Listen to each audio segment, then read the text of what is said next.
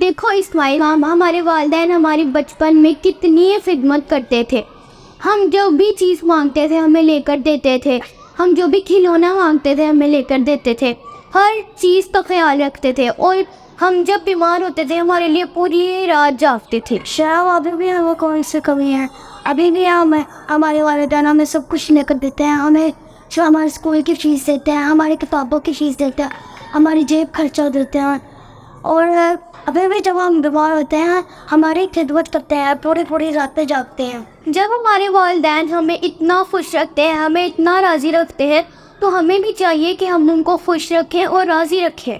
جی بالکل شرام، اسی بارے میں ترمذی کی حدیث نمبر 399 میں حضور صلی اللہ علیہ وآلہ وسلم کا فرمان ہے، اللہ تعالیٰ کی رضا والد کی رضا میں ہے، اور اللہ تعالیٰ کی ناراضگی والد کی ناراضگی میں ہے. ہاں اسماعیل، اسی بارے میں تمہیں ایک اور حدیث سنا دوں. جی شرام، آپ سنیں، میں سنوں.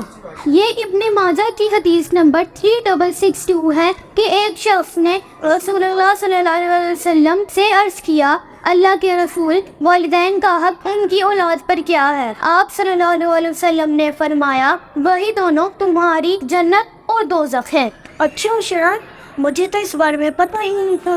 اسماعیل، اب ہم بھی بڑے ہو رہے ہیں، ہمیں چاہیے کہ ہم اپنی ماں باپ کی خدمت کریں، جیسے انہوں نے ہمیں پال پوس کر بڑا کیا اور ہماری ہر ڈیمانڈ پوری کی، تو ہمیں بھی چاہیے کہ ہم ان کی خدمت کریں اور ان کو خوش رکھیں اور ان کی ہر بات مانیں. جی شراب، آپ بالکل صحیح کہہ رہے ہیں.